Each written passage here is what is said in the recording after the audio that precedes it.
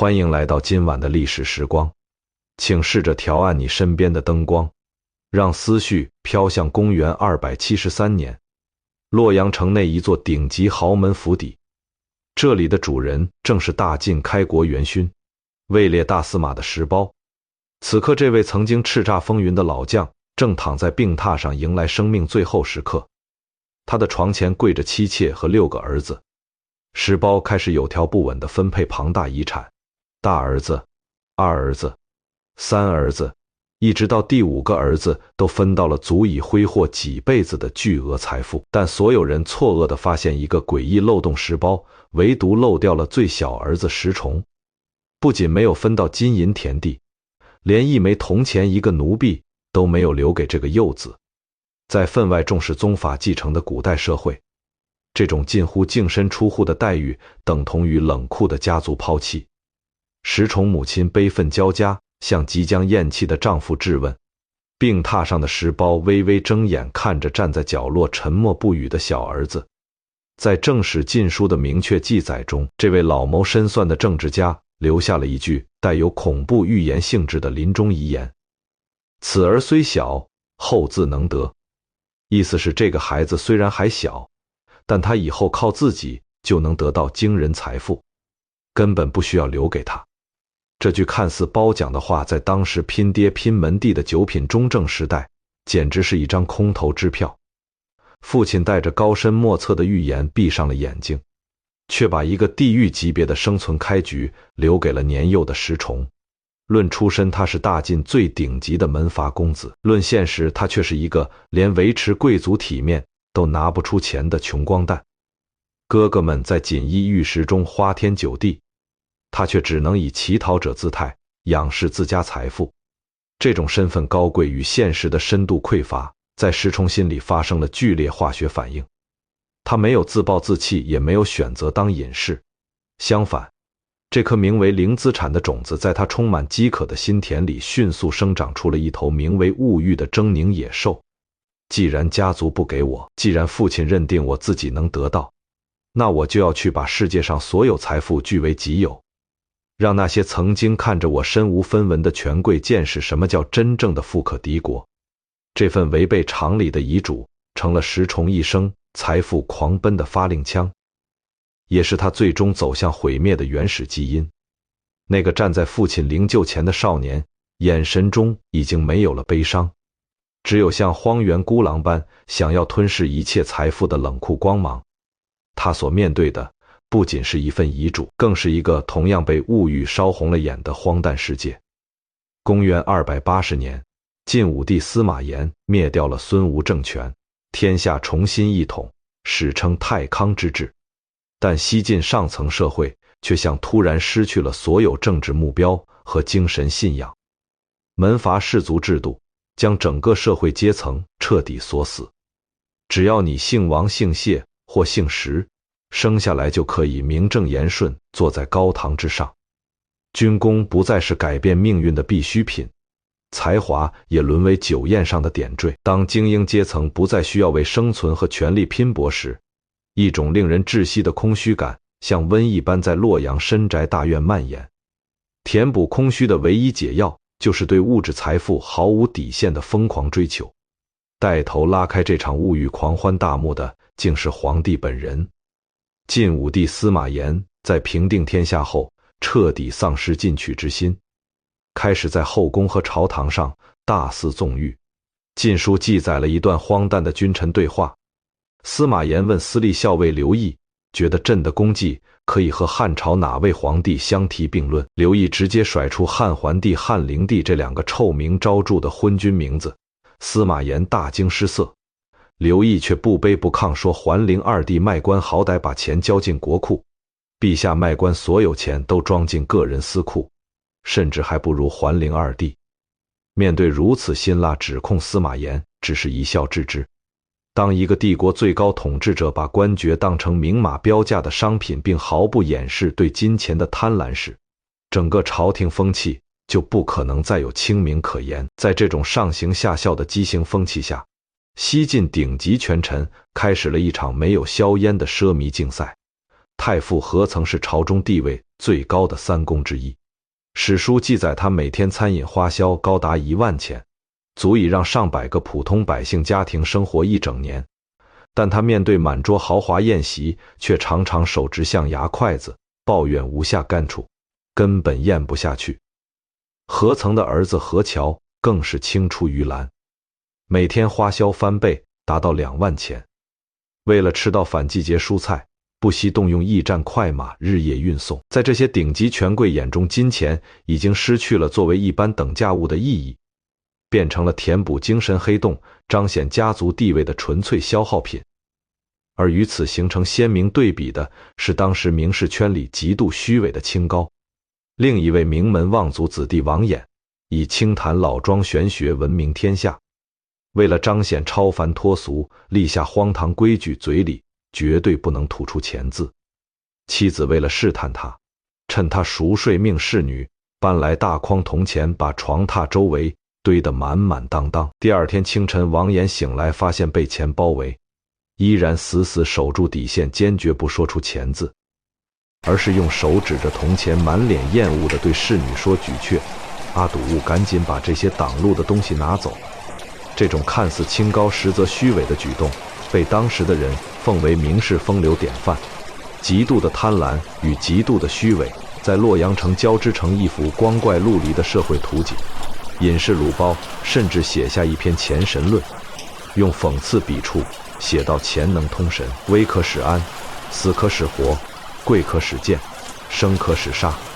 这篇文章在大街小巷广为流传，撕下了西晋社会最后一块遮羞布。而此时的石崇正是在这种社会氛围中开始早期仕途攀爬。作为大司马石苞的儿子，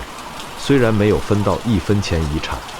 但流淌的贵族血液依然是他进入名利场的天然通行证。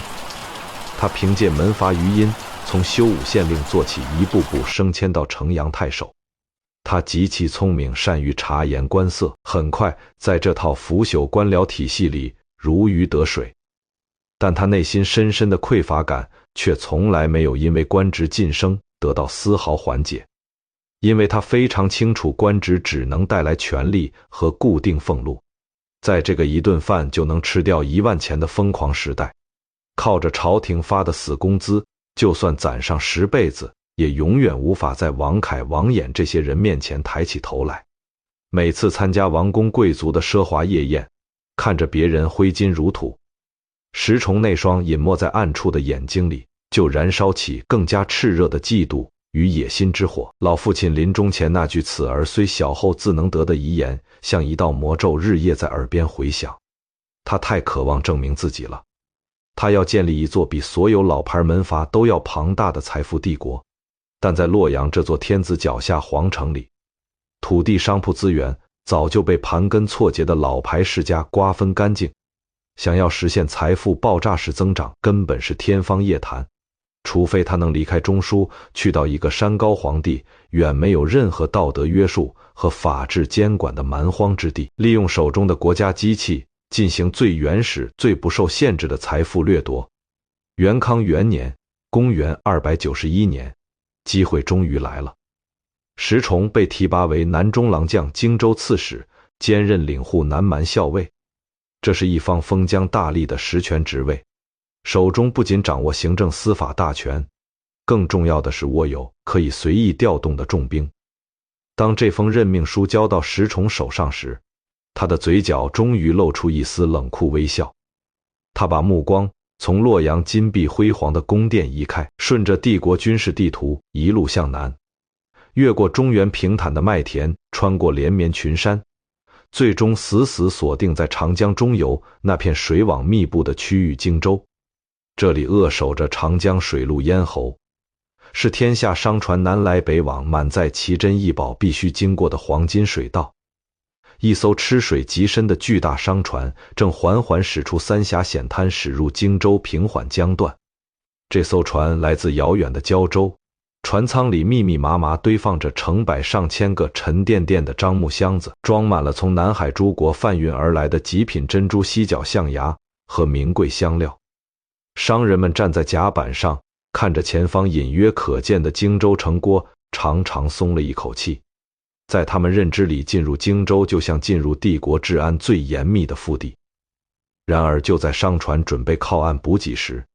前方江湾处突然冲出10几艘体型庞大的军用楼船，装备风力拍杆和强弓硬弩，桅杆上高高飘扬着大晋正规军的赤色战旗，正中央赫然写着南蛮校尉4个大字。商人们并未惊慌，以为只是例行巡查。但当全副武装的晋军士兵通过跳板冲上商船时，他们根本没有索要任何文书。带队的军官冷冷看了一眼满载的船舱，随即拔出环手刀向下猛地一挥，一场单方面屠杀在江面上骤然爆发。手无寸铁的商人和水手在惨叫声中纷纷倒下，鲜血瞬间染红甲板。试图跳江逃生的幸存者也被弓弩手像射杀水鸟一样无情射杀。不到半个时辰，这艘满载奇珍异宝的巨大商船就彻底改变了主人。士兵们熟练地将尸体抛入长江，接管船舵，将财富之船开进荆州刺史的私人水寨。这就是正史禁书中明确记载的石崇在荆州令人毛骨悚然的敛财手段结缘使商客。这位被朝廷委以重任、手握封疆大权的荆州刺史根本没有去搞什么劝客农桑，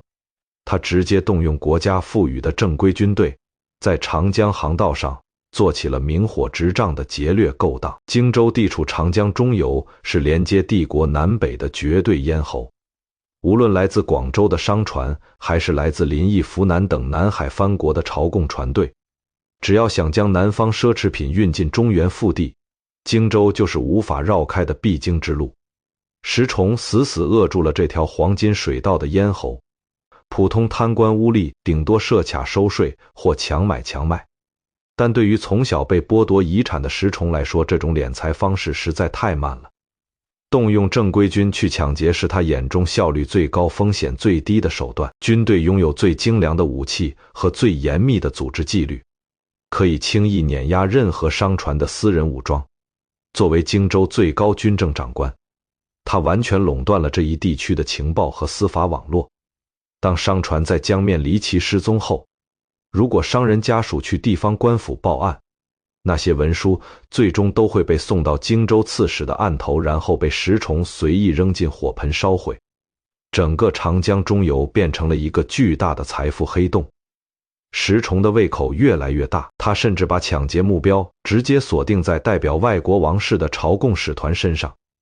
南海诸国为了与中原王朝交好，经常派出规模庞大的使团，携带本国最珍贵的国宝，如高达数尺的极品红珊瑚、璀璨夺目的夜明珠以及罕见的火浣布。这些原本要进献给晋武帝的皇家贡品，在途经荆州时同样难逃石崇毒手。他的军队会在荒僻江段设下埋伏，将外国使团连人带货全部截杀。事后只需向朝廷上奏一份公文，声称使团遭遇罕见特大风暴，或不幸被当地蛮夷洗劫。这种杀人越货的弥天大谎，在洛阳朝廷之所以没有人追究，是因为石崇深谙官场分赃规则。他把劫掠来的小部分奇珍异宝装进隐秘箱子，源源不断送往洛阳，去打点权倾朝野的太傅权臣和皇帝身边的进士太监。当这些闪耀着血色光芒的珠宝摆在朝廷重臣私宅密室里时，所有关于商船失踪的传闻、使节遇害的奏报就都被默契地压了下去。在皇权默许和权贵包庇下，石崇的劫掠变得更加肆无忌惮。江陵城内的刺史府后院被改建成了规模庞大的秘密地下宝库，每天深夜都有几十辆被严密封盖的马车驶入后门，一箱箱滴着江水和鲜血的南海珍珠，一捆捆价比黄金的犀角象牙，被士兵们像堆放砖头一样随意堆砌在库房里。这些财富的累积速度远远超出了当时任何一个老牌门阀世家的想象。石崇花了几年时间，在荆州完成了令人发指的原始资本积累，他的财富弹药库已经彻底填满，拥有了足以买下整个洛阳城的惊人购买力。他不再需要这个充满鱼腥味和杀戮血腥气的南方水乡了。他要带着这些用暴力掠夺来的绝对资本重返那个只认金钱和门第的帝国中枢。数百辆马车满载从荆州掠夺来的南海奇珍堂而皇之的驶入大晋都城。洛阳城内的豪门贵族们站在门楼上，目瞪口呆地看着这支仿佛没有尽头的运宝车队。那箱子里溢出来的珍珠光泽和犀角特有的幽香无声地宣告着一个超级巨富的强势回归。石崇并没有把这些财富直接堆进城内的府邸，他深知在这个讲究门第和文化底蕴的洛阳城里，仅仅拥有成堆的黄金只会被老牌世家嘲笑为满身铜臭的暴发户。那些靠着祖上军功和几代人积累爬上高位的旧贵族绝不会因为他钱多就从心底里接纳他。为了把沾满荆州鲜血的原始资本彻底洗白成令人仰望的阶级地位，石崇做出了一个惊人决定，他要强行购买当时大晋帝国最高级的文化话语权。他在洛阳城西北数十里外的邙山脚下看中了一块被崇山峻岭环绕、风景秀丽的幽谷，当地人称金谷。石崇砸下重金买下这片广袤土地，征发了数以万计的工匠和奴仆，开始了疯狂改造工程。无数义夫挥舞铁镐，生生劈开坚硬山石，截断山间清泉，将汹涌水流引入园内，挖掘出连绵不绝的巨大人工湖泊。工匠们在湖边建起高耸入云的楼阁，用最名贵的楠木雕刻出繁复的飞檐斗拱，甚至在台阶上镶嵌晶莹剔透的玉石。石崇甚至派人动用成百上千艘漕船，从万里之外的南方一车车运来珍稀柏树、奇珍异草和名贵果木，将这片荒谷彻底填满。一座极尽奢华、被后世文人反复吟咏的顶级私人庄园金谷园就这样在金钱的疯狂堆砌下拔地而起。但石崇明白，空有华丽建筑依然只是一具没有灵魂的空壳。想要让金谷园成为帝国真正的社交中心，他必须把洛阳城里最有才华、最具声望的文化巨头全部装进来。于是石崇向全天下的文人雅士广发英雄帖，用令人啧舌的丰厚润笔费和顶级宴席公开招揽文人。在那个纸贵的时代，文人虽然清高，但也同样需要生活和赞助。很快，金谷园那扇包着巨大铜钉的大门就迎来了当时大晋文坛最耀眼的两颗巨星。第一位是被誉为古代第一美男子的潘岳，也就是后人常说的潘安。不仅容貌绝美，每次出门都会被全城妇女掷果迎车，而且文章华丽无双，是当时文坛绝对领袖。第二位则是相貌丑陋，甚至有些口吃，但却凭借一篇《三都赋》让洛阳纸贵的天才文人左思。除了这两位顶级大咖，陆基、陆云兄弟以及刘龙等当时最负盛名的24个文坛领袖纷纷接受了重金邀请，成为金谷园座上宾。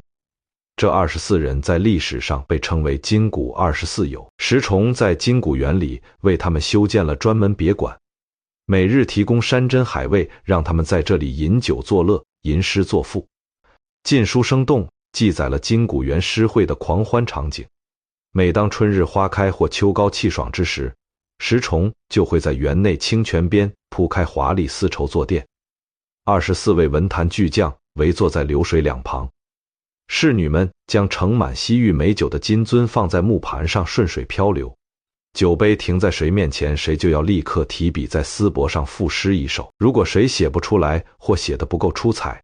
石崇就会毫不客气举起巨大御酒壶，定下罚酒3斗的严厉规矩。在酒精催化和金钱无尽供养下，一篇篇辞藻华丽的诗词赋文从金谷园流传出去，风靡整个洛阳城。这些诗文里无一例外充满了对金谷园美景的极尽赞颂，以及对主人石崇慷慨好客的感恩戴德。石崇成功了。他用最粗暴的金钱买断了天下最锋利的笔杆子，那些曾经看不起他的世家子弟，现在为了拿到一张进入金谷园诗会的木牌请柬，不惜在石府门前大排长龙。但石崇的野心远不止于此，他网罗这些文坛领袖，不仅仅是为了附庸风雅，更是为了搭建一条通往最高权力的政治天梯。当时的朝廷大权早已不在晋武帝手中，而是掌握在外戚贾氏家族手里。尤其是贾南风皇后的外甥贾密年纪轻轻便权倾朝野，说一不二。贾密不仅手握重权，而且自诩风雅，极度渴望得到文化圈认可，来掩盖外戚专权的丑陋。石崇精准地嗅到了这股政治气味，他毫不犹豫，带着整个金谷24友集体投靠了贾密。金谷园瞬间从一个纯粹文学沙龙变成了以贾密为核心的庞大政治利益集团的密谋基地。为了讨好这位能够决定自己生死荣辱的当朝权臣，石崇和潘岳做出了在正史上留下千古骂名的卑劣举动。根据《晋书》详细记载，每当贾密那装饰华丽的马车出行经过洛阳宽阔街道时，石崇和潘岳这两位名满天下、富可敌国的大人物竟然会提前站在道路两旁静静等候。当远远看到贾密马车扬起的灰尘在道路尽头升起时，他们根本不顾周围百姓诧异的目光，直接毫不犹豫地双膝跪地，把头深深埋进黄土里，对着那团飞扬的尘土连连叩首。这就是历史上著名的望尘而拜的真实出处。这个极具视觉冲击力的动作，将石崇内心深处的矛盾与疯狂暴露得淋漓尽致。在金谷园里，他是挥金如土、高高在上的财富帝王，可以让天下第一流的文人围着他转。但在真正的权力面前，他依然是那个极度缺乏安全感、不择手段想要往上爬的卑微家奴。他用在荆州江面上杀人越货的残忍，换来了金谷园的极致奢华，又用抛弃所有读书人和贵族尊严的屈膝下跪，换来了贾密这把当时大晋朝最坚固的政治保护伞。在完成了这套复杂的财富与权力的残酷置换后，石崇终于觉得自己在洛阳城里彻底站稳了脚跟。金谷园里夜夜笙歌，灯火通明，诗词唱和声伴随着丝竹管弦直冲云霄。这股由无数金钱和顶级文人共同炮制出来的奢靡之风，像一阵狂飙席卷了整个西晋都城。但石崇似乎忘记了一个致命问题，洛阳城毕竟是皇权中心，这里的每一寸土地都打上了司马氏家族和那些老牌皇亲国戚的深刻烙印。当金谷园里彻夜不息的欢笑声随着夜风飘过邙山，飘进洛阳城最深处的皇家府邸时，不可避免地刺痛了另一群自认为是天命所归的旧贵族那敏感而骄傲的神经。在他们看来，石崇不过是一个靠着歪门邪道暴富的外人，竟然敢在天子脚下搞出比皇宫还要巨大的阵仗。这种公然僭越阶级本分的炫耀，是对皇室威严的直接挑衅。在洛阳城中心一座宏伟府邸里，当朝后将军王凯正站在高高的台阶上，冷冷望着城外金谷园方向那映红了夜空的璀璨灯火，手中紧紧攥着一块极品玉佩，眼中闪过一丝夹杂着生理性厌恶与愤怒的寒光。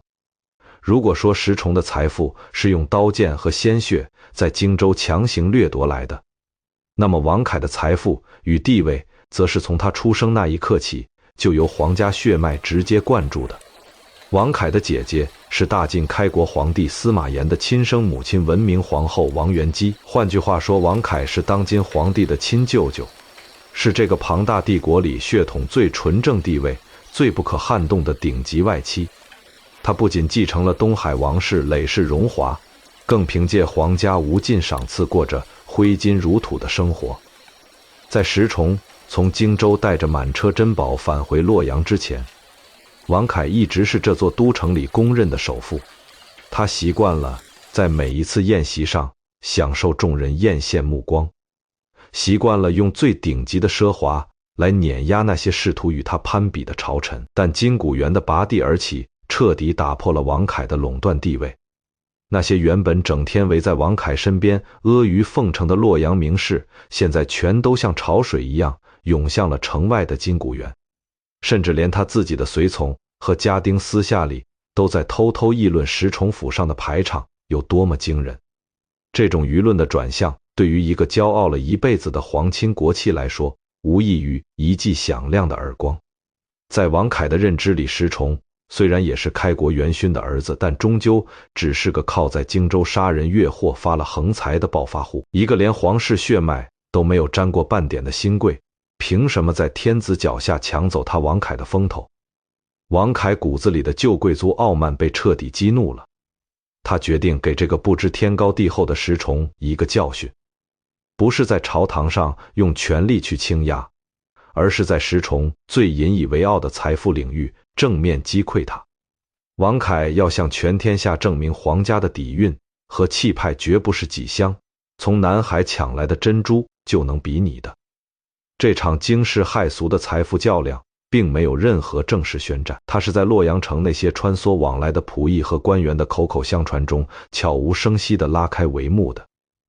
某一天，洛阳城里的街头巷尾突然爆出了一个令人啧舌的新闻：后将军王凯府上的后厨不再用清水洗刷那些巨大的铁锅和铜鼎，而是命人熬煮了成缸的饴糖水，用这种当时昂贵的甜品去清洗锅底的油垢。在那个制糖工艺还不够发达的时代，饴糖是寻常百姓过年过节都难得尝上一口的珍贵食物，王凯却把它当成了最廉价的洗涤剂，随意倾倒在后厨肮脏的沟渠里。这个消息像长了翅膀一样飞进金谷园，传到石崇耳朵里。石崇听完下人汇报，放下手中酒杯，不仅没有惊讶嘴角，反而勾起了一抹冷峻的笑意。他太了解这种用消耗昂贵物资来彰显财力的把戏了。既然王凯想玩这种烧钱的游戏，那他就奉陪到底，而且要玩得更绝。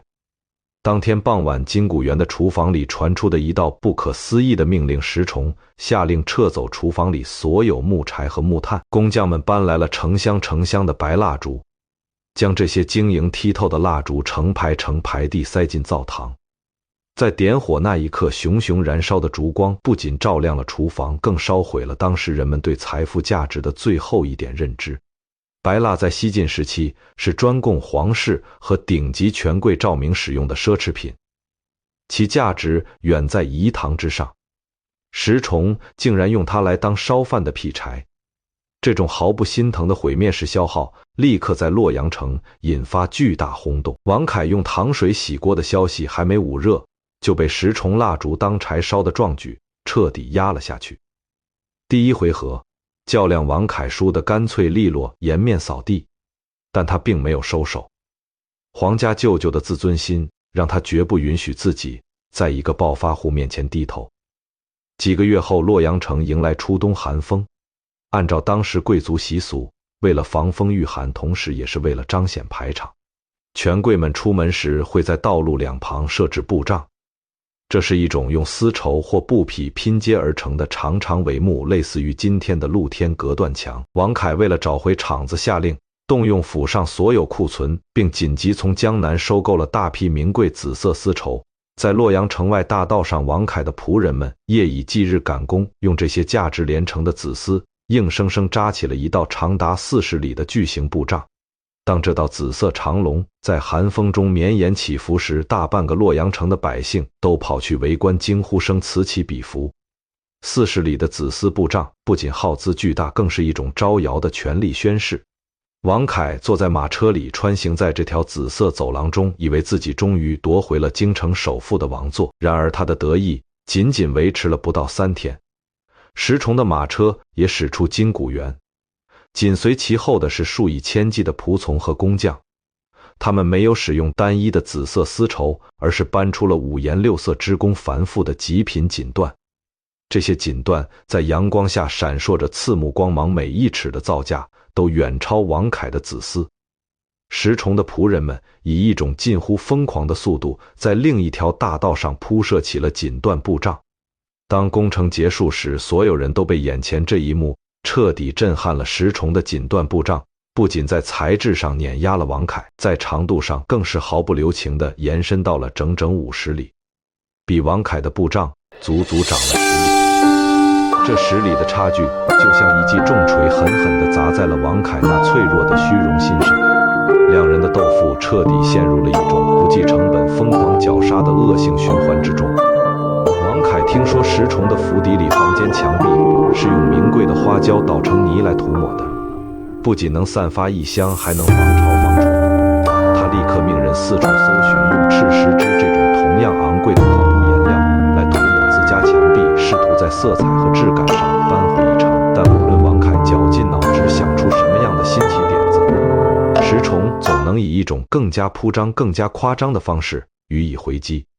石崇那在荆州掠夺来的庞大地下宝库，仿佛是一个永远也深不见底的无底洞。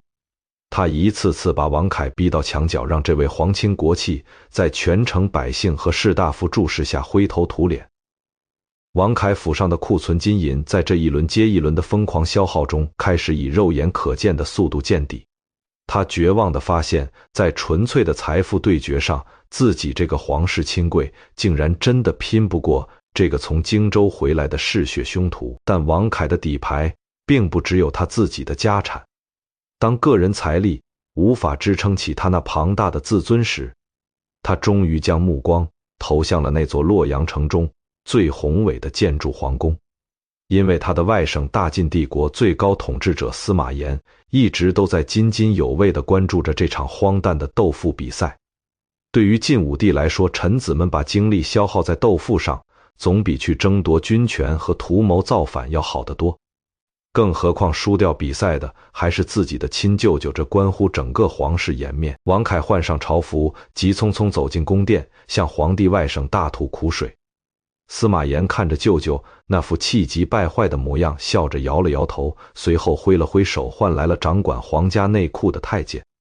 他决定亲自下场，给舅舅提供一件足以实施降维打击的终极武器，那是大晋皇家宝库中一件不轻易示人的绝世珍宝。当那件宝物被小心翼翼抬出内库交到王凯手中时，王凯的眼睛瞬间亮了起来，匣子里装的正是晋武帝特意从皇家内库中挑选出的绝世奇珍，一株高达2尺的罕见红珊瑚树。在那个航海技术落后的年代，深海珊瑚的开采几乎是用采珠人的生命换来的，寻常人家能得到寸许长的一节珊瑚枝，都会被当成传家宝供奉。而这株高达2尺的珊瑚树不仅体态完整，而且枝干繁茂，通体散发着如同鲜血般纯正的红光。这已经超出了普通财富的范畴，这是代表着皇权庇佑的无价之宝。王凯回到府邸，立刻下令广发大红请柬，邀请洛阳城里所有名门望族和朝廷重臣，他要在自己府上举办一场空前盛大的宴会。而这场宴会真正针对的目标，就是那个让他屡屡受挫的石崇。几天后的一个黄昏，王凯府邸门前车水马龙。当石崇那辆由8匹纯白骏马拉着的马车缓缓停下时，原本喧闹的府门前瞬间安静了下来。石崇穿着一身宽大锦袍，踩着仆人后背走下马车，神色如常地走进王凯大堂。大堂内早已灯火通明，美酒佳肴，堆满了几十张漆木长案。王凯高坐在主位上，看着缓步走入的石崇，嘴角挂着一抹掩饰不住的得意冷笑。酒过3巡，宴会气氛被推向高潮。王凯突然抬手示意堂下乐师停止演奏，在全场宾客好奇目光中，王凯大声宣布自己近日得了一件稀世奇宝，特意请诸位大人一同赏鉴。随着他一声令下，4名强壮仆役小心翼翼抬着一个巨大的金漆托盘走入大堂。王凯走下主位，亲手掀开那层锦缎，大堂内顿时响起一片倒吸凉气的声音。那株2尺高的红珊瑚树，在数十根粗大牛油蜡烛照耀下，闪烁着令人目眩神迷的妖艳红光。它那错落有致的枝桠，就像传说中东海龙宫里的神树，完美的没有一丝瑕疵。周围达官贵人们立刻爆发出如潮的惊叹声和阿谀奉承之词。王凯听着这些赞美目光，却死死盯着坐在最前排的石崇。他期待着从石崇脸上看到震惊、自卑甚至嫉妒的表情，但石崇的反应却完全超出了所有人预料。石崇没有跟着众人一起惊叹，甚至没有放下手中的白玉酒杯，他只是微微眯起眼睛，冷冷上下打量了一下那株2尺高的红珊瑚。接着他做出了一个在中国历史上留下千古骂名却又狂放到极点的动作。石崇缓缓站起身，走到旁边一张几案前，随手拿起了一把用来敲击乐器或防身的铁如意。这把铁如意通体由精铁打造，沉重而坚硬。石崇拎着铁如意径直走到那株被众人围观的红珊瑚树前，他没有说一句话，甚至没有看王凯一眼，只是猛地扬起右臂，手中的铁如意带着一阵凌厉风声狠狠地砸向了那株光芒四射的无价之宝。咔嚓一声脆响，在落针可闻的大堂里显得格外刺耳。那株象征皇家尊严、世间罕见的红珊瑚树在粗暴重击下瞬间断裂，脆弱的珊瑚枝干碎成了无数大小不一的红色碎块，稀里哗啦散落一地。大堂里的宾客像木雕泥塑般僵在原地，甚至连大气都不敢出一口。那可是皇上御赐的宝物。石崇这一铁如意砸碎的不仅是珊瑚，更是大晋皇帝的脸面。短暂的死寂之后，王凯终于从极度震惊中清醒过来，他的双眼瞬间充血，变得通红，身体因为愤怒而剧烈颤抖。王凯指着满地红色碎片，声音凄厉，冲着石崇咆哮：“你这个狂妄的疯子，是因为自己拿不出这样的宝物，嫉妒我的奇珍，才故意把它毁掉的吧？”面对王凯声嘶力竭的指控和周围宾客惊骇目光，石崇随意地把那把铁如意扔在地上，发出一声沉闷金属撞击声。他拍了拍手上碎屑，语气平淡的就像在谈论今天天气。他对暴跳如雷的王凯说：“不足恨金还清，这么点小东西不值得你发这么大火，我现在赔给你就是了。”说完，石崇转过头，对着一直跟在自己身后的几名心腹侍从挥了挥手。那几名侍从立刻领命，飞快跑出王凯府邸，骑上快马向城外金谷园狂奔而去。大堂气氛依然紧绷到极点。王凯咬牙切齿站在原地，死死盯着石崇。他根本不相信石崇能赔得起这株御赐的珊瑚树。他已经做好了明天一早就进宫面圣告石崇毁坏御赐之物死罪的准备。然而不到半个时辰的时间，王凯府邸大门外再次传来密集马蹄声和沉重脚步声。几十名金谷园的精壮仆役两人一组抬着10几个巨大的沉香木箱子，气喘吁吁冲进了大堂。石崇走上前，一脚踢开最前面那个箱子的木盖，一股浓郁的深海气息扑面而来，箱子里露出的是一株高达3尺的巨型红珊瑚树，它的枝干比刚才被砸碎的那株要粗壮整整一圈，颜色红的仿佛要滴出血来。大堂里的惊呼声还没来得及发出，石崇的仆人们已经依次打开后面所有箱子，一株接一株的红珊瑚树被小心翼翼抬出来，依次排放在王凯大堂那宽阔的青砖地面上。高达3尺4尺，枝叶繁茂、光彩夺目的绝世珊瑚树竟然有6、7株之多，而那些和刚才被砸碎的那株2尺高珊瑚相差无几的，更是有几十株随意堆砌在剩下的木箱里。在这些宛如红色森林般的巨型珊瑚面前，王凯刚才展示的那株皇室珍宝简直就像一根发育不良的枯树枝。整个大堂被这些珊瑚树散发出的红光照得亮如白昼，所有宾客都感觉自己的呼吸停止了。他们的目光在这些无价之宝和石崇那张冷漠脸庞之间来回游移。王凯呆呆站在原地，看着那片红色珊瑚森林，脸上的愤怒、骄傲和皇亲国戚的尊严在这一刻被彻底击得粉碎。禁书中用5个字精准描绘了王凯此刻的状态：惘然自失。他终于明白，在这场疯狂财富较量中，自己所依仗的皇家底蕴，在这个靠血腥积累起家的怪物面前根本不堪一击。石崇用这简单粗暴的一铁如意，不仅砸碎了皇室面子，更在整个洛阳上层社会确立了自己无可撼动的首富地位。那些堆积如山的红珊瑚宣告着他在物质财富积累上已经触碰到了大晋帝国的天花板。当石崇转身走出王凯府邸，坐上那辆8匹白马拉着的马车时，夜风吹拂着他宽大衣袖。在金钱对决中取得完胜的他回到金谷园后，却将目光越过了那些冰冷坚硬的珠玉财宝，目光痴迷地追随着大堂中央那个翩翩起舞的绝美身影。这个正在吹笛起舞的女子名叫绿珠。晋书明确记载，绿珠出身于遥远的南疆交趾一带，也就是今天的广西与越南交界处。当南方的客商将这个宛如精灵般的少女带到石崇面前时，见惯了天下奇珍的石崇眼睛里第一次闪过了震颤的光芒。商人不敢索要黄金，因为对于这种绝色生灵普通的金属货币已经失去了衡量资格。石崇没有讨价还价，他直接下令打开了金谷园最深处的地下宝库。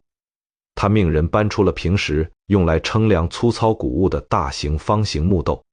整整10壶晶莹剔透、毫无瑕疵的南海极品珍珠，被强壮的仆役们用铁锹铲起，像倒进米缸的白米一样哗啦啦倾倒进木斗之中。珍珠互相撞击发出的清脆声响在大堂里回荡，这是一种令人窒息的财富展示。10壶珍珠换算成今天重量重达100斤以上，足以买下大晋帝国一座繁华城池。石崇用这种近乎野蛮的磅礴财力，彻底买断了绿珠的一生，将它变成了自己庞大财富帝国中最耀眼的私有财产。绿珠不仅容貌倾国倾城，更精通音律，尤其擅长吹奏玉笛。在金谷园最高处，石崇专门为他修建了一座高耸入云的100丈高楼，名为重启楼。楼内用名贵香料涂抹墙壁，用巨大琥珀和玳瑁装饰窗棂。石崇不仅在物质上给予绿珠极致供养，甚至在精神上也对他倾注了前所未有的痴迷。当绿珠在重启楼上轻舒广袖排演汉代王昭君出塞的明军舞曲时，那个曾经在荆州江面上杀人不眨眼的冷血屠夫石崇，竟然亲自端坐席间，提笔蘸墨为绿珠的舞蹈填词。他写下了我本良家子将士单于庭的哀怨诗句，教绿珠和着笛声婉转吟唱。在这个唯美到极致的画面里，石崇仿佛彻底褪去了残暴的军阀外衣，变成了一个纯粹痴情的文人雅士。但这痴情的底色依然是顶级权贵对绝对私有物的一种控制欲。绿珠是他审美和财富的最高杰作，是他精神世界里最后一块绝对不容任何人染指的禁脓。只要有绿珠在身边，只要金谷园的围墙足够坚固，石崇就觉得自己依然是这个世界上最不可一世的王者。然而石崇沉醉在温柔乡里，却忽略了金谷园高墙之外那正在剧烈震荡的地壳。大晋帝国的政治地基在一场突如其来的血腥政变中发出了令人毛骨悚然的断裂声。那是永康元年的4月，一场史无前例的大风暴席卷了洛阳皇城。曾经权倾朝野，甚至让石崇和潘岳在路边望尘而拜的权臣贾密迎来了他的末日。赵王司马伦发动了蓄谋已久的兵变，全副武装的贾氏在深夜撞开皇宫厚重大门，火把的红光映照着刀剑寒气，凄厉惨叫声撕裂了洛阳城夜空。贾密在混乱中被士兵像拖死狗一样拖出府邸，当场斩首，头颅被高高挂在宫门之上。曾经不可一世的贾南风皇后也被废黜囚禁，随后被一杯毒酒强行灌下，痛苦地死在了金庸城中。这场政变不仅宣告了贾氏外戚集团的彻底覆灭，也正式拉开了那场将整个中原大地卷入尸山血海的八王之乱的帷幕。对于石崇来说，贾密的死就像直接抽走了支撑他政治保护伞的最粗壮那根柱子。一夜之间，他从权势熏天的朝廷新贵变成了一个失去了所有政治靠山的平民。赵王司马伦掌控了朝廷大权，而真正替司马伦操刀发号施令的是一个名叫孙秀的男人。如果说王凯代表的是骄傲的旧贵族石崇，代表的是嗜血的新晋军阀，那么这个刚刚爬上权力巅峰的孙秀则代表了底层流氓得势后最无底线的疯狂与贪婪。孙秀原本只是琅琊国的一个低级小吏，出身微贱，曾经无数次遭受洛阳城里名门望族的白眼和侮辱。潘岳在早年间甚至因为看不惯孙秀的狡诈，经常命令仆役将他按在地上用马鞭抽打。但现在命运的轮盘发生了荒诞的翻转，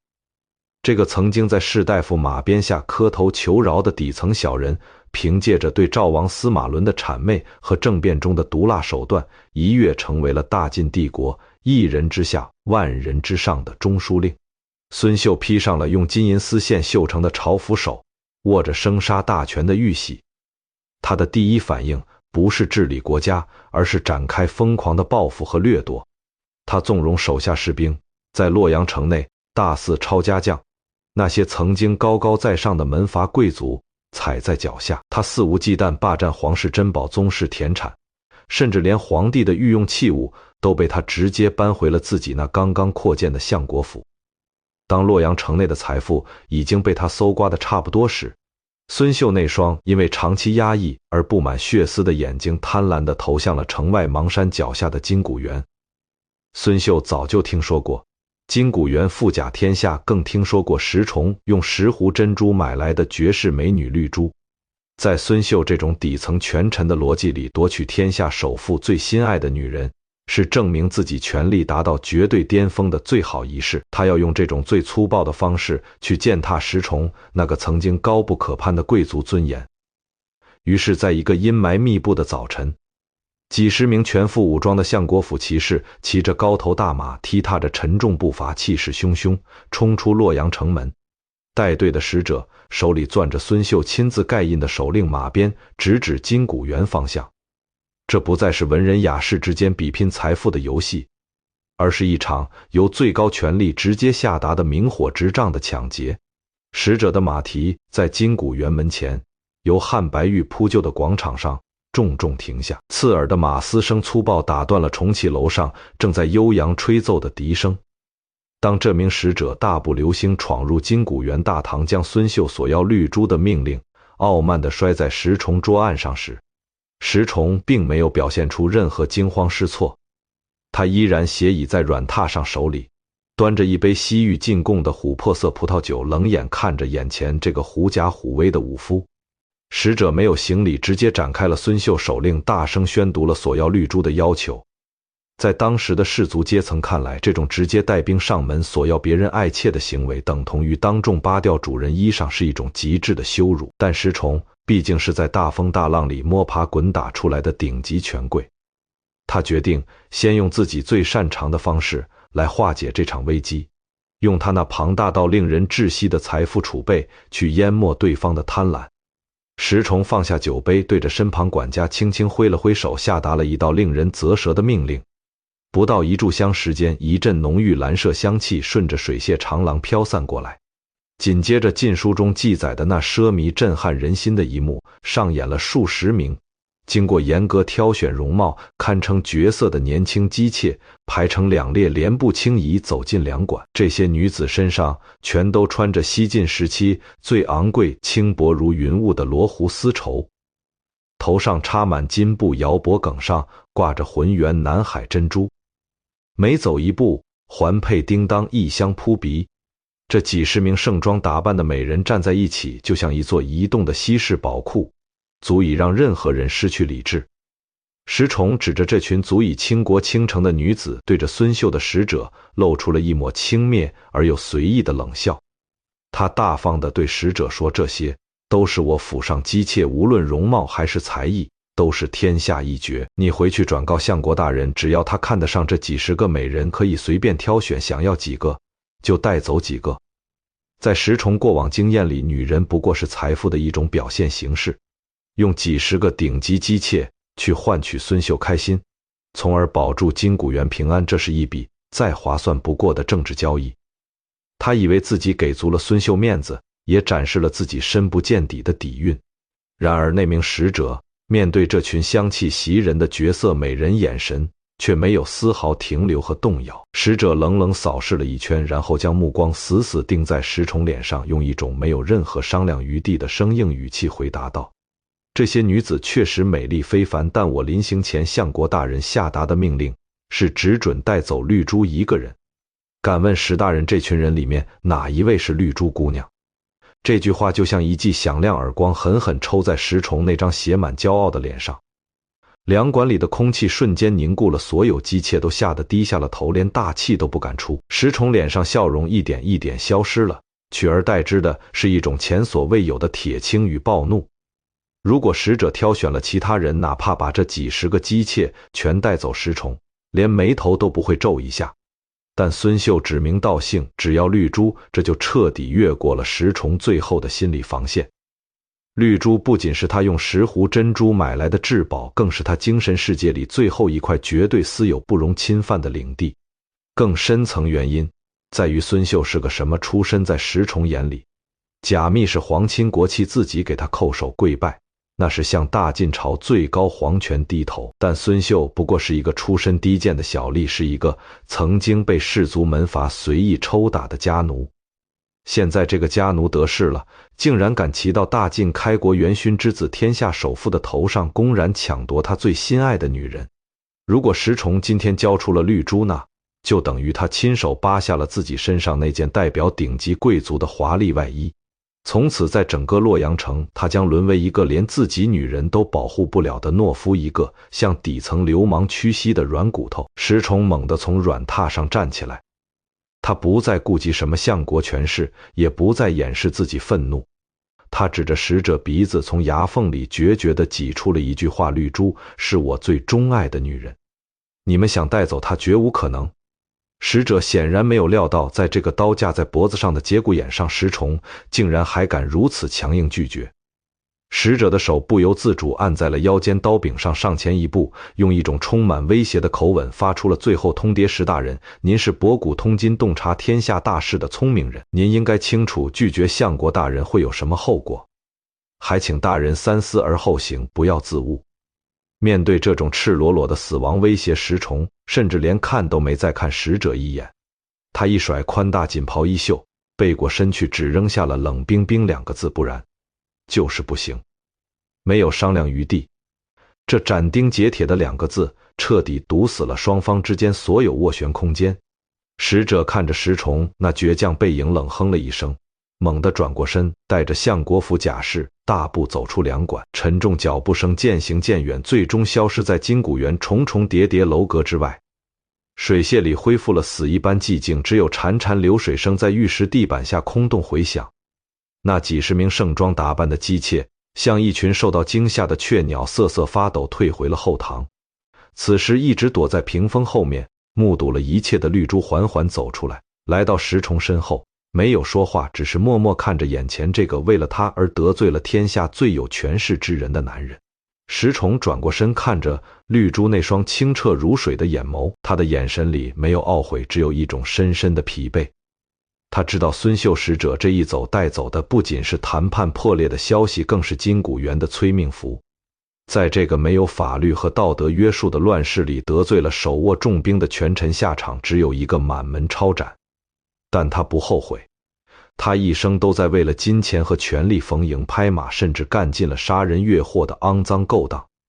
但在生命最后时刻，面对一个暴发户的无理索要，他终于找回了属于门阀士族的最后一点骄傲，哪怕这份骄傲的代价是整个金谷园的灰飞烟灭。洛阳城里的风向开始发生剧烈变化。孙秀在得知石崇竟然敢公然拒绝自己后，当场在大殿上摔碎了手中玉盏，恼羞成怒。他立刻下达了彻底摧毁石崇家族的密令，一张由最高权力编织的死亡大网开始向着金谷园悄无声息笼罩下来。而石崇也并没有坐以待毙，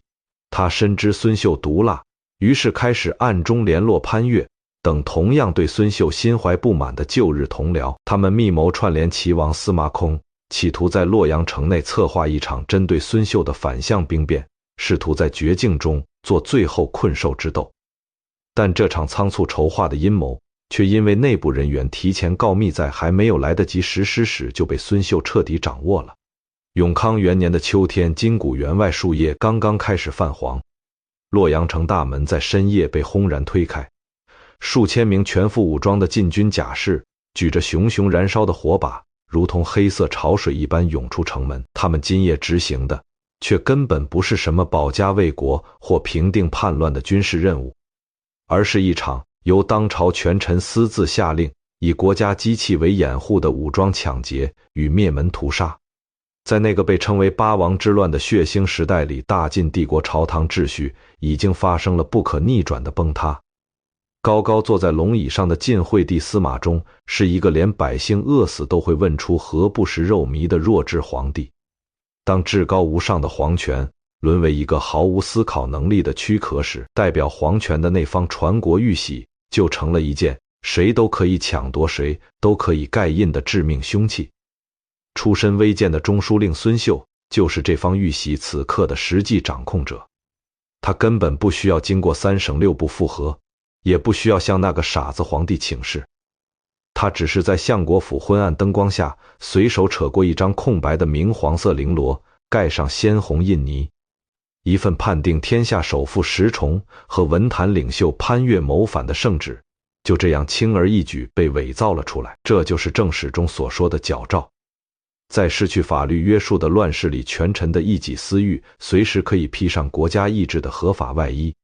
就在这支大军向金谷园狂奔的同时，洛阳城内的另一扇朱红色大门已经被粗暴撞开。那座府邸的主人正是曾经在金谷园里与石崇把酒言欢名满天下的大文豪潘岳。如狼似虎的士兵冲进内堂，将还在睡梦中的潘岳连拖带拽压到了庭院冷月之下。潘岳看着那些明晃晃刀枪，瞬间明白自己和石崇密谋反抗孙秀的计划已经彻底败露。晋书明确记载了一段潘岳与孙秀之间令人毛骨悚然的恩怨往事。早年间，孙秀还只是一个在底层苦苦挣扎的微贱小吏，而潘岳已经是高高在上的名门望族。潘岳因为厌恶孙秀为人，经常在路过时指使身边仆役将孙秀按在地上，用马鞭狠狠抽打。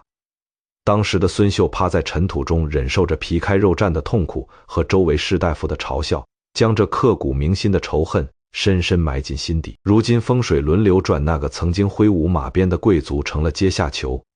在此次抓捕前不久，潘岳曾在朝堂上遇到过大权在握的孙秀。潘岳为了活命强忍屈辱，低声下气地问孙秀：“孙大人，还记得我们昔日的情分吗？”孙秀面无表情看着他，冷冷吐出了8个字：“中心藏之，何日忘之？”意思是这份恩情我藏在心里最深处，哪一天敢忘记呢？这句出自《诗经》，原本用来表达深情的诗句，从孙秀嘴里说出来，却变成了最残忍的死亡预告。此刻站在庭院里的潘岳，听着后堂传来七旬老母亲和妻儿绝望哭喊声，他终于想起了母亲曾经无数次劝告他不要贪图权势，不要与虎谋皮的教诲，但一切都已经太迟了。权力的反噬像一场雪崩，将这位才华横溢的文人连同他的家族瞬间碾成了一地粉尘。潘岳全家老小被套上沉重枷锁，连夜押往洛阳城最阴冷的死牢。而在城外邙山脚下，那条由火把汇聚而成的长龙已经死死包围了金谷园。金谷园那扇曾经只对天下名士和皇亲国戚敞开的巨大铜钉大门，在攻城原木连续猛烈撞击下发出了绝望的呻吟。伴随着一声震耳欲聋的巨响，厚重2扇大门轰然倒塌，激起漫天尘土。数千名眼冒红光的甲士踩着残破门板，如决堤洪水般涌入这座天下第1名园。当这些平日里拿惯了刀枪的粗鄙武夫真正踏入金谷园内部时，他们被眼前景象彻底震撼了。沿途走廊上镶嵌着晶莹剔透的玉石，庭院里摆放着1人多高的极品红珊瑚，连池塘里用来观赏的假山都是用名贵香木雕刻而成，散发着沁人心脾的幽香。面对这些普通人10辈子也无法想象的惊人财富，这支原本号称来执行平叛任务的皇家禁军瞬间丧失了所有军事纪律。他们眼中杀气被赤裸裸贪婪所取代，一场疯狂洗劫在夜幕下上演。士兵们挥舞长刀砍碎精致楠木屏风，劈开沉重沉香木箱，他们将成串南海珍珠粗暴扯断，塞进自己铠甲缝隙里。他们撕下悬挂窗棂上的名贵丝绸，胡乱缠在自己脖子上和腰间。遇到沉重搬不走的玉器，就用刀背狠狠砸碎之，捡取最闪亮碎片。凄厉尖叫声在金谷园各个角落响起，那些平日里锦衣玉食的仆役和姬妾，像被猎狗追逐的羊群一样四处逃窜。反抗者被当场乱刀砍死，鲜血顺着汉白玉台阶蜿蜒流淌，最终汇入了那座曾经用来漂流酒杯的人工湖中，将清澈湖水染成一片令人触目惊心的暗红色。这是一种何等讽刺的因果循环！当年石崇在荆州长江江面上指挥大晋水军，将那些过往客商和外国使节屠杀殆尽，抢夺了他们的财富。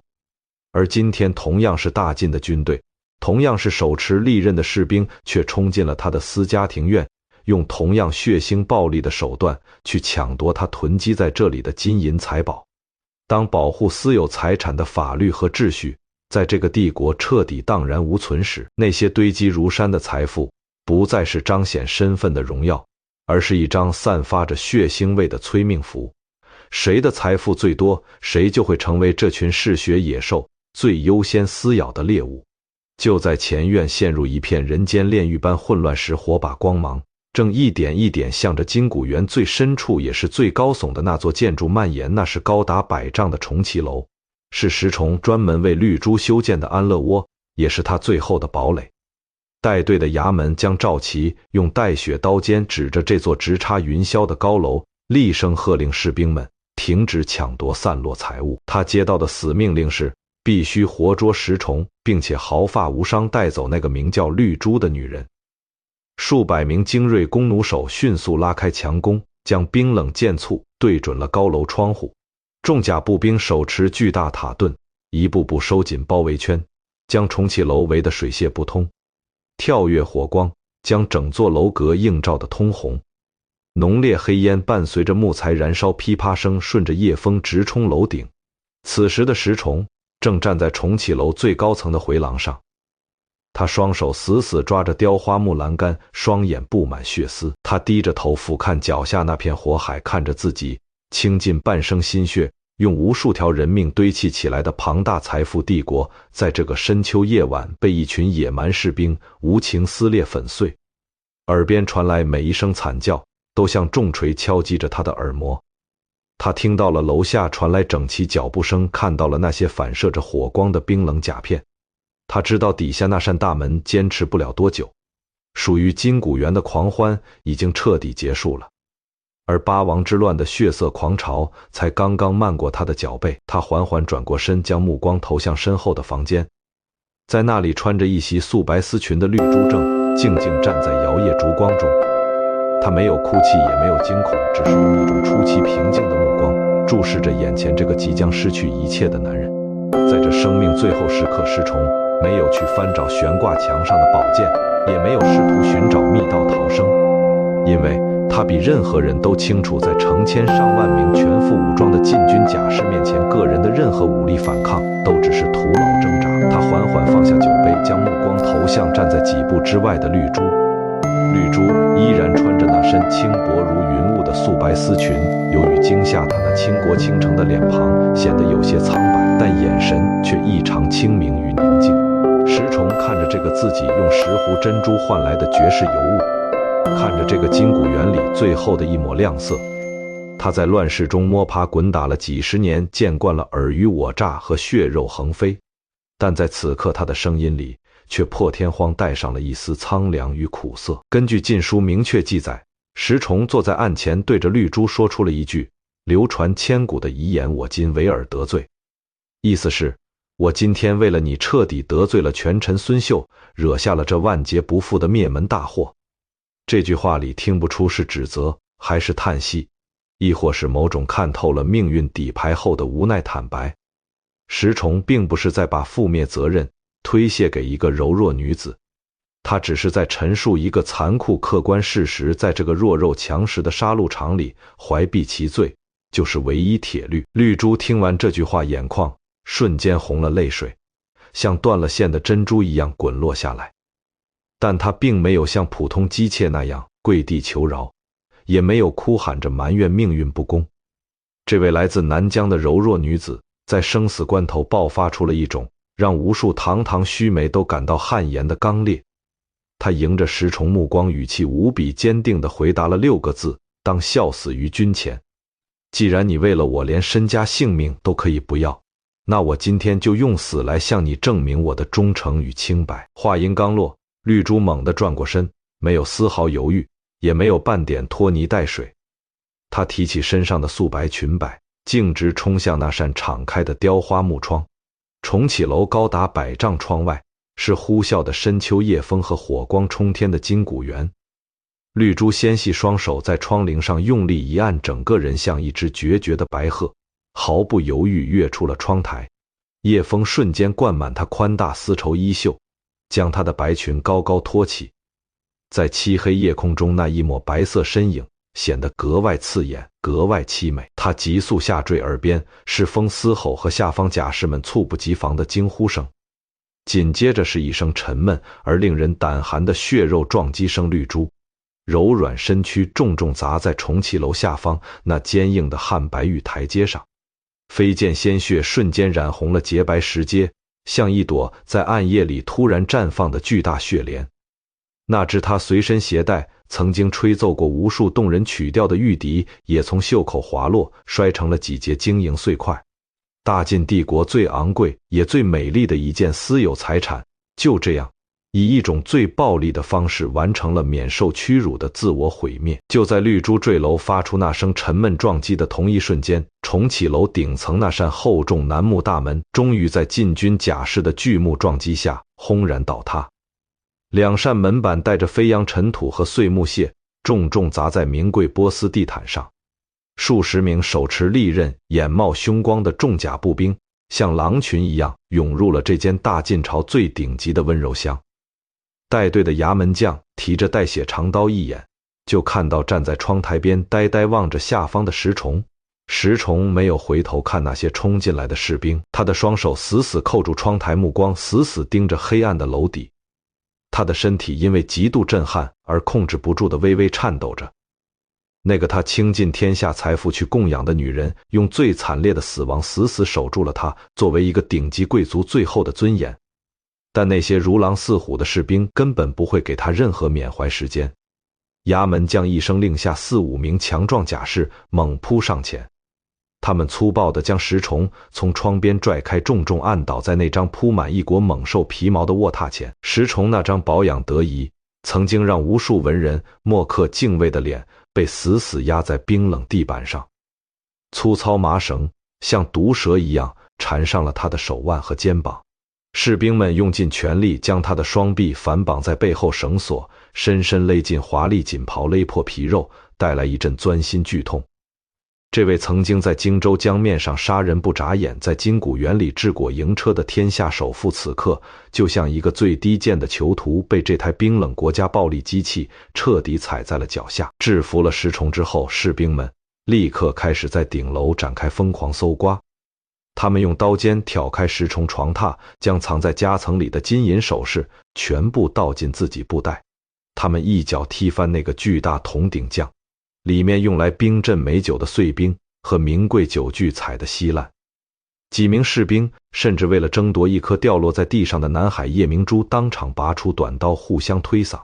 石崇被按在地上，冷眼看着这些丑陋贪婪嘴脸。他没有开口求饶，也没有怒骂，因为他知道在暴力的绝对碾压下，任何反抗语言都是多余的。衙门将把那颗夜明珠夺入自己怀中，然后一把揪住石崇衣领，将他从地上强行拽起来。他恶狠狠挥了挥手，示意手下押解犯人下楼，准备带回城里去领赏。石崇在几名甲士用力推搡下，踉踉跄跄走出房间。他被押解着顺着重启楼那长长的旋转木楼梯一步一步向下方走去。这座他耗费了无数金钱和心血建造的100丈高楼，此刻已经变成了一座被洗劫一空的废墟。沿途墙壁上沾满鲜血，那些雕刻精美扶手被士兵用刀斧砍得面目全非。他看到了自己花重金雇佣的管家倒在血泊中，看到了那些平时用来吟诗作赋的别馆燃起了熊熊大火。当他终于被押解着走出重启楼底层大门，来到庭院空地上时，他被迫直面了今晚最惨烈的一幕。几名禁军士兵正举着火把围在汉白玉台阶角落里，跳跃火光照亮了绿珠那具已经破损不堪的躯体，洁白丝裙已经被鲜血彻底浸透。他静静躺在冰冷石板上，像一件被粗暴打碎的绝世瓷器，再也没有了往日灵动。石崇的喉结艰难滚动了一下，双眼通红，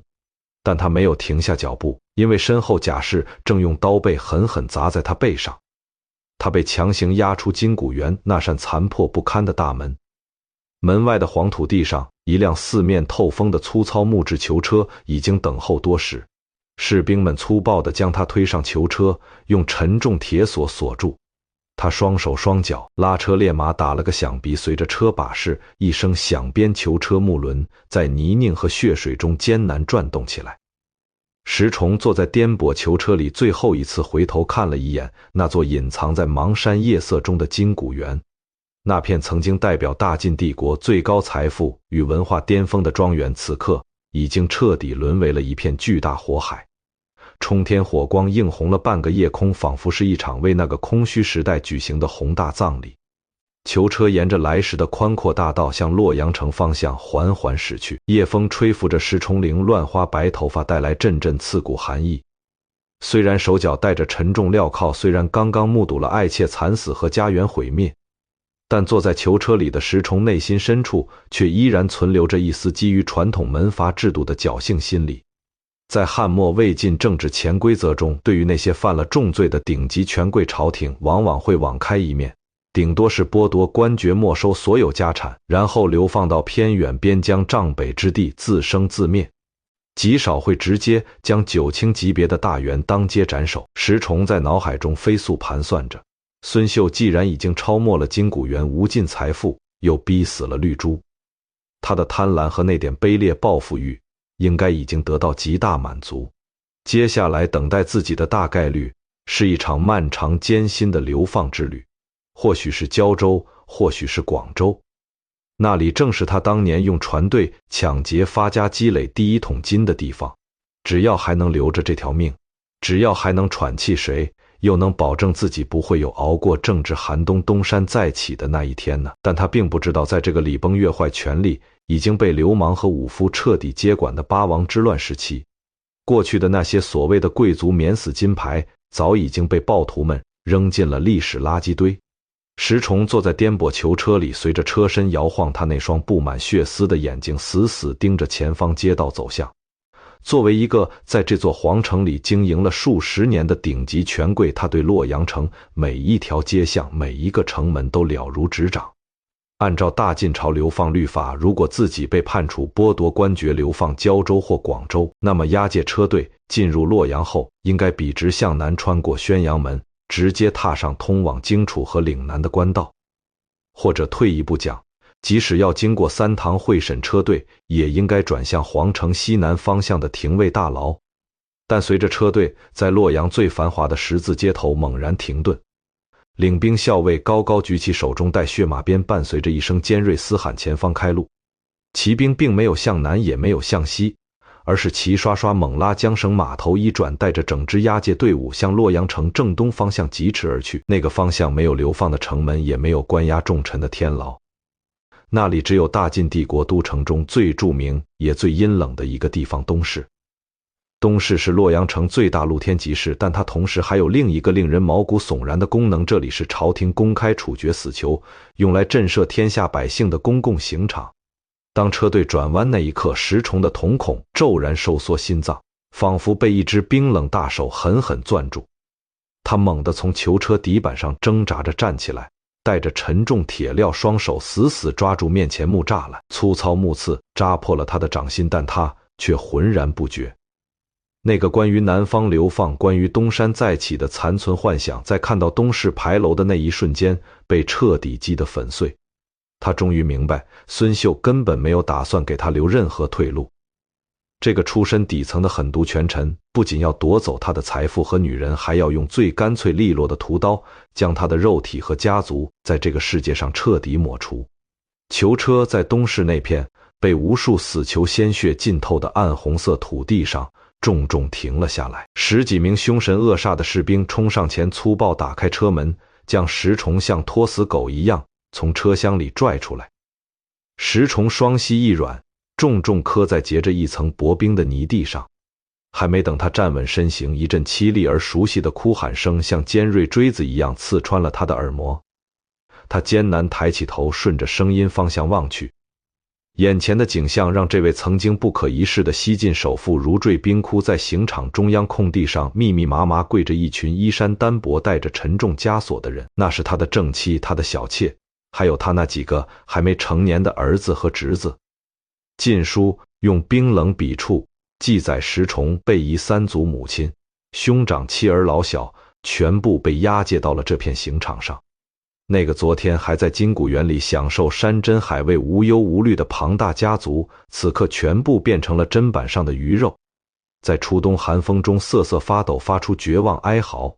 在捍卫严刑峻法中，这叫夷三族是最恶毒、最不留余地的政治绝杀。石崇看着那几个被粗大绳索捆绑着哭得满脸是泥的小孙子，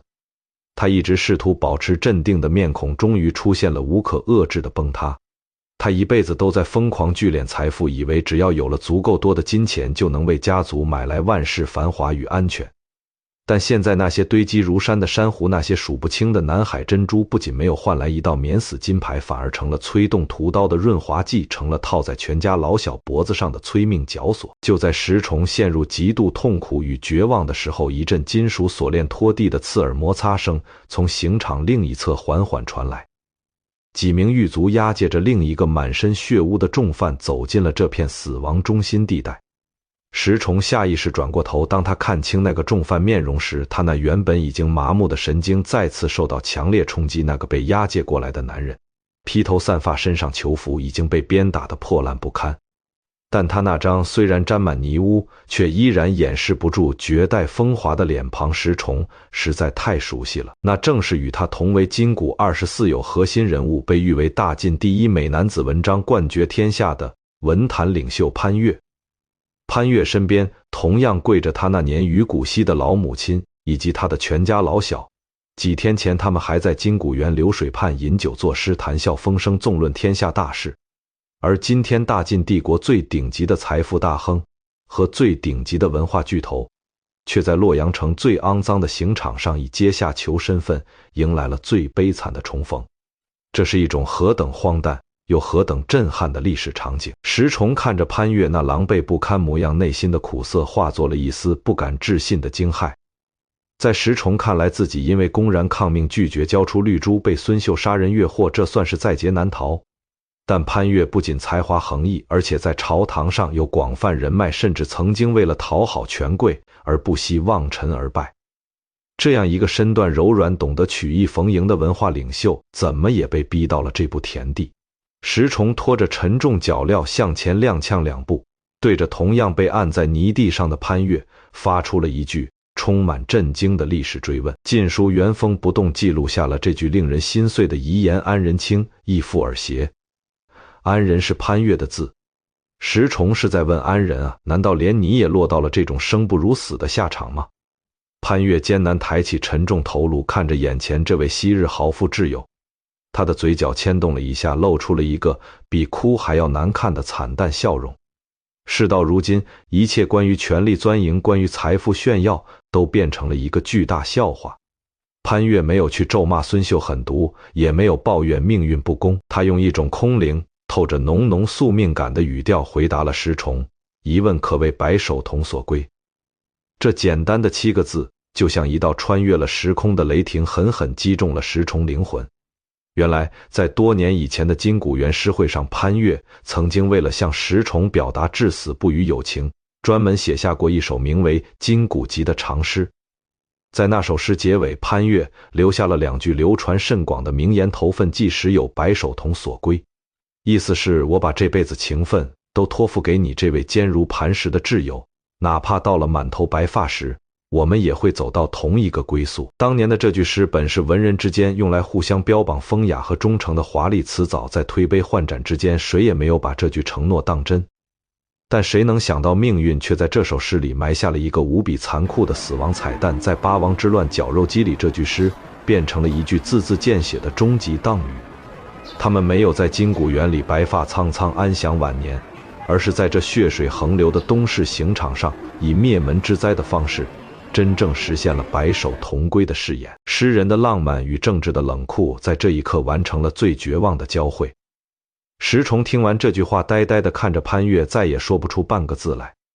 他回想起自己这一生，从一个没有分到半点遗产的门阀幼子，靠着在荆州江面上杀戮抢劫，一路疯狂攀爬。他砸碎了皇家红珊瑚，买下了惊为天人的绿珠，建立起了前无古人的金古元帝国。他以为自己掌控了财富，就掌控了整个世界规则。但到了生命最后一刻，他才发现自己和潘越一样，不过是这乱世棋盘上2颗被随意抛弃的棋子。当皇权崩塌，豺狼当道的时候，再华丽的文章，再庞大的金山，也挡不住那把生锈的刽子手大刀。太阳终于完全升出了地平线初冬，阳光苍白而无力地洒在东市刑场上。监斩官捉案后，孙秀派来的亲信将领已经冷酷举起了那面象征死亡的红旗。数十名赤裸上身、膀大腰圆的刽子手，各自提着沉甸甸的鬼头大刀，走到了石崇和潘越2家人的身后。粗糙大碗被递到他们嘴边，里面装着送行浊酒。人群中爆发出更加凄厉哭声。石崇那年幼孙子被刽子手按在木墩上，吓得浑身抽搐。石崇没有喝酒，他被2名士兵强行按倒在沾满血污的斩首台上，冰冷木块贴着他的脸颊。他微微偏过头，最后一次看着那些为了他的财富而即将送命的家人。他的目光从那些熟悉面孔上一一扫过，最终停留在了监斩官那张充满贪婪与不屑的脸上。在这个人生绝对终点，在这个财富终极幻梦彻底破碎的时刻，这位西晋首富喉咙里突然发出了一阵低沉而又沙哑的笑声。在晋书那字字如刀的记载中，这位西晋首富在生命最后几秒钟，终于彻底撕破了那层关于政治谋反的虚假罪名，一语道破了这场灭门惨案的最底层逻辑。他对着那些为了贪婪而举起屠刀的人发出了一声响彻刑场的悲愤怒吼：奴辈力无家财。意思是说，你们这群出身低贱的奴才，哪里是为了什么大晋朝廷法度？你们罗织罪名，大动干戈，根本就是图谋我石崇那富可敌国的全部家产。这声怒吼是石崇对孙秀那群得志小人的终极蔑视，也是他对那个空虚时代的最后一次控诉。他以为这句话能让那些行刑者感到一丝道德上羞愧，或者至少揭开他们虚伪面具，让全天下人都看清这场屠杀背后的无耻与肮脏。但接下来发生的一幕，却给了这位绝顶聪明的财富巨头一次最致命的灵魂暴击。站在他身旁负责押解的一名普通行刑军官听到了这声不甘怒吼。这名在史书上连名字都没有留下的底层武夫，不仅没有被石崇曾经权势威压所震慑，反而停下了手中即将挥舞的动作，低下头冷冷看着脚下这位曾经不可一世的大人物。他用一种平淡却又毫无破绽的逻辑直接反问了一句足以诛心的话：知财知害，何不早散之？既然你石大人早就知道这泼天财富会惹来杀身之祸，那你当初为什么不早点把家财散尽以求保命呢？这句轻飘飘的反问就像一把看不见的重锤，瞬间砸碎了石崇所有悲愤与骄傲。刑场上风仿佛在这一刻停止了呼啸，连周围那些围观百姓低语声都彻底消失了。石崇微微张着嘴，那张一辈子都在雄辩，在酒宴上高谈阔论的嘴唇，此刻却剧烈颤抖着，发不出半个音节。正史文献对石崇生命的最后记录只留下了冷酷的4个字：崇不能答。他答不上来，因为这句来自底层军官的质问精确无比，击中了他这一生最大死穴。是啊，既然知道财富会变成催命符，为什么不早点散尽家财呢？在这一瞬间，他那颗向来算计精准的大脑陷入了死寂空白。过往一幕幕画面就像走马灯一样在他眼前快速闪过。当他在荆州江面上指挥水军截杀客商，用无辜者鲜血换来第1桶金的时候，他没有停手。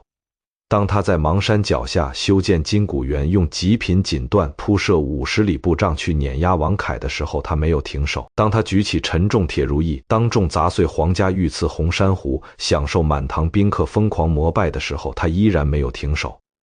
财富就像一种会上瘾的剧毒，早在不知不觉中腐蚀了他的理智，填满了他的灵魂。他像一个永远不知足的吞金怪兽，把金钱当成了洗刷童年零资产耻辱的唯一解药，却忘记了在没有任何法治底线和道德约束的丛林世界里，最耀眼的财富堆积往往就是最致命的囚笼。如果没有那富甲天下的金谷园底层出身的孙秀，又怎么会对他产生如此极端的觊觎？如果没有那用10壶珍珠买来的绝色绿珠，他又怎么会被彻底逼到退无可退的死角？财富曾经成就了他一世巅峰霸业，最终却也以最暴烈、最血腥的方式彻底吞噬了他。石崇缓缓闭上了双眼，2行浑浊眼泪顺着眼角深深皱纹滑落滴在冰冷斩首木墩上。他终于认输了，输给了这个荒诞时代，输给了人性中最深不可测的贪婪，更输给了他自己那永无止境的物欲。随着监斩官手中那面令旗无情挥下，刺眼刀光在初冬阳光中一闪而过，东市刑场上爆发出最后一阵惊呼与凄厉哀嚎。名满天下富甲海内的大晋太仆金谷园之主石崇，连同他的老母妻妾子孙全部被处死，就这样在洛阳城泥泞中化作了无人收尸的枯骨。而他那位曾与他结交约定白首同归的文坛领袖潘岳，也在这同一片刑场上迎来了身首异处的悲惨终局。属于太康之治的那场畸形而狂热的奢靡盛宴，随着这几颗滚落的人头戛然而止。石崇虽然死了，但他所经历的这一切不过是那场埋葬整个中原文明的巨大浩劫的一个小小前奏。八王之乱的滔天血浪才刚刚卷起他毁灭性的一角，大晋帝国都城洛阳很快会在随之而来的诸王混战和异族铁骑无情践踏中被烧成一片绵延数百里的白地。那些曾经在金谷园里饮酒作诗的名门望族，那些在朝堂上为利益争权夺利的王公大臣，都将在这场史无前例历史灾难中流离失所，身死族灭。历史的狂风无情掩盖了金谷园的残垣断壁，掩埋了那株被打碎的红珊瑚残渣，也吹散了绿珠留下的那一抹血迹，只留下了一座被战火焚毁的空城，在千年岁月长河里独自发出幽怨叹息。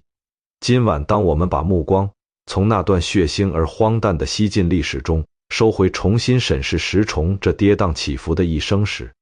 那种强烈撕裂感和沉重历史叹息依然让人久久无法平静。他聪明绝顶，才华横溢，却把所有的智慧和精力都消耗在了对物质的病态堆砌上。他用暴力手段完成了财富原始积累，又试图用金钱去强行收买文化尊严。最后为了维护一个顶级门阀贵族的骄傲，他付出了自己和全族人生命的惨痛代价。石崇不仅仅是一个疯狂的历史人物，他更是一个时代的绝对缩影。那个时代失去了崇高信仰，失去了对天道人伦的敬畏，只剩下了赤裸裸的利益计算和物质狂欢。当一个社会把财富多少作为衡量一切成功与价值的唯一标准时，石崇的悲剧就成了一种不可避免的宿命。因为人的欲望是永远没有边界的，而没有边界的欲望最终只会将所有人一起拖入万劫不复的深渊。那名底层行刑军官的最后一句反问，不仅是当年问给石崇听的，更是历史留给后人的一个永恒警钟。当我们在这个世界上奔波劳碌，当我们拥有了足够遮风避雨的财富时，是否还懂得适可而止的古老智慧？我们到底是在驾驭财富，还是在不知不觉中已经沦为了财富最忠诚的奴隶？真正的安全感从来不是来自于堆积如山的金银财宝，也不是来自于能够碾压他人的奢华排场，而是来自于内心的平静，来自于对生命本身的敬畏，来自于能够安然入睡的坦荡与从容。无论是在2000多年前那个喧嚣的洛阳城，还是在今天这钢筋水泥的现代都市，这个朴素道理永远都不会改变。今晚的夜风依旧轻柔，窗外的星光穿透了历史重重迷雾，静静洒在你的窗棂之上。属于西晋的那场财富狂梦已经彻底破碎，而你也该在这个安静夜晚放下白日里的所有疲惫与焦虑了。不要让那些关于物质的无尽追逐剥夺了你欣赏今晚夜色的心情，也不要让那些世俗的攀比与计较打扰了你内心最深处的那份宁静。在这个世界上，最昂贵的从来都不是什么夺目的红珊瑚，也不是什么价值连城的极品珍珠，而是一个健康平安的身体，一份平淡却真实的温暖，以及一个没有梦魇的甜美睡眠。今晚的故事到这里就要缓缓拉上帷幕了。感谢你在这个漫长夜里陪我一起走过了那段光怪陆离的历史，见证了金谷园的繁华与最后的坠落。愿你能在这份历史叹息中寻找到属于自己的那份从容与释然。愿你在接下来梦境里没有刀光剑影，没有名利纷争，只有清风朗月，只有花香鸟语。晚安，好梦。